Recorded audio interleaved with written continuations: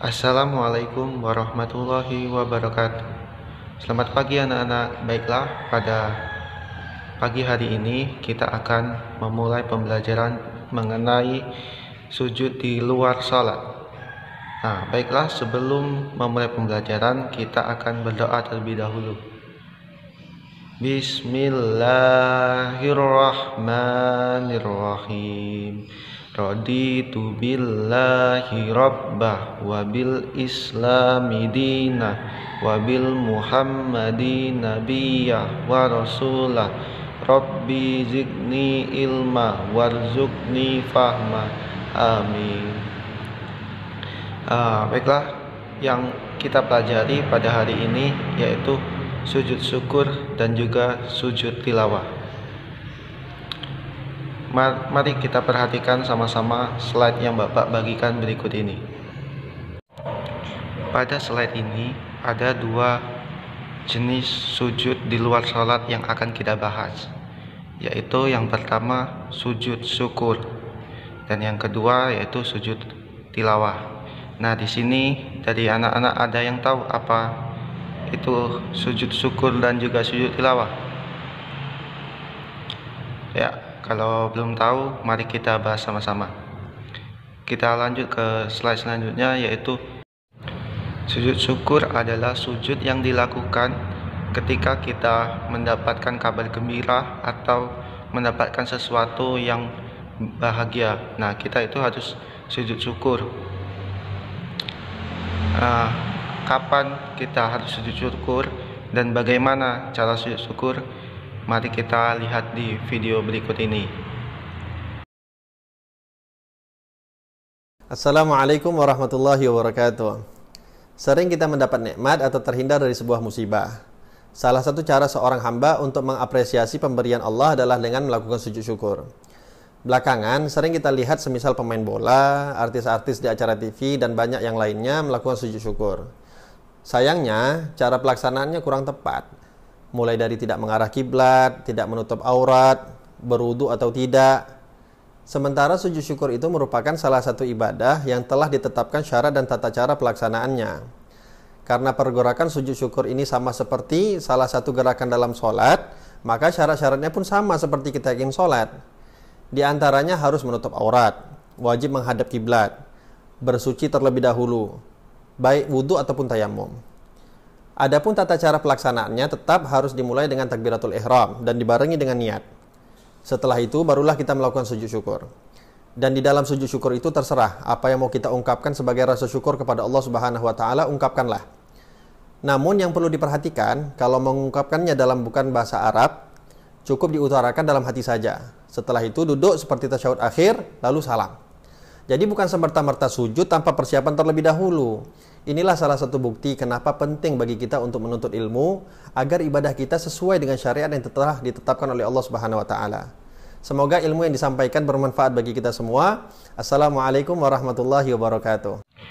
Nah, bagaimana sudah jelas mengenai sujud syukur? Selanjutnya kita akan bahas mengenai sujud tilawah. Sujud tilawah itu adalah sujud yang dilakukan oleh sebab kita mendengar ataupun membaca ayat-ayat dari Al-Quran, yaitu ayat-ayat sajadah. Kapan kita melakukan sujud tilawah dan bagaimana cara melakukan sujud tilawah? Mari kita simak video berikut ini yang Bapak bagikan.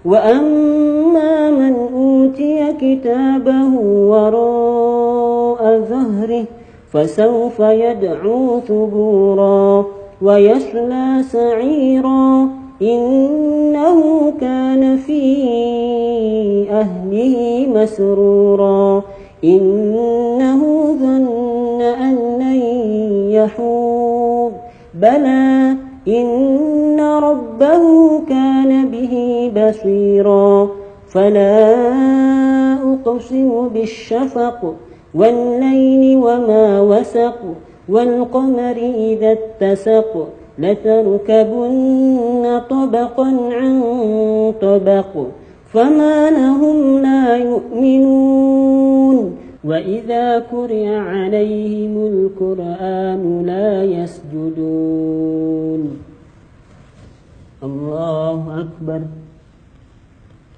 Subhanallah, subhanallah, subhanallah.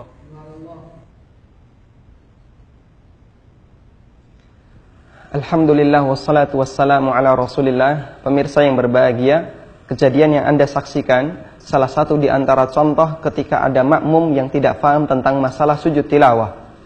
Sujud tilawah adalah sujud yang dilakukan dan dianjurkan ketika seseorang membaca ayat sajdah. Disebutkan dalam hadis yang diriwayatkan oleh Muslim, Nabi SAW pernah mengatakan, "Idza qara'a ibnu Adam as-sajdata fasajada, i'tazala syaitanu yabki." Ketika manusia itu membaca ayat sajdah, kemudian dia sujud, maka setan menyingkir sambil menangis. Yaqulu, dia mengatakan, "Umira ibnu Adam bisujudi fasajada falahul jannah, wa umirtu bisujudi fa abaitu falyan nar." Manusia diperintahkan untuk sujud, kemudian dia sujud dan dia mendapatkan surga.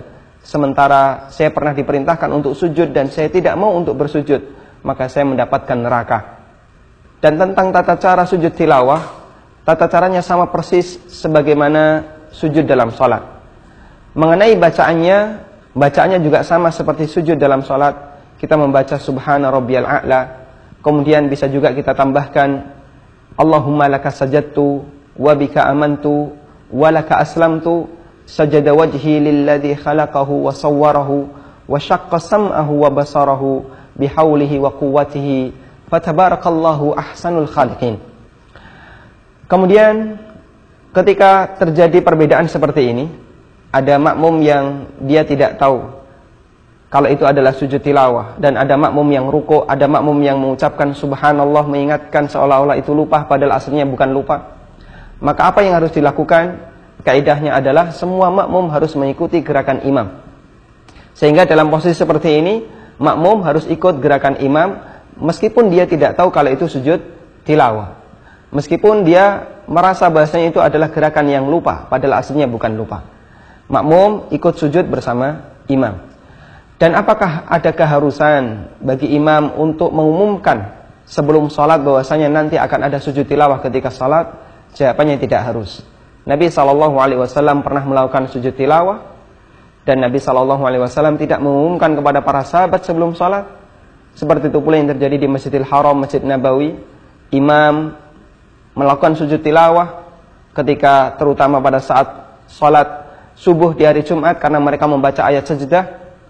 Namun tidak ada pengumuman sebelumnya kepada makmum bahwasanya nanti akan ada sujud tilawah baik di rakaat pertama maupun di rakaat yang kedua.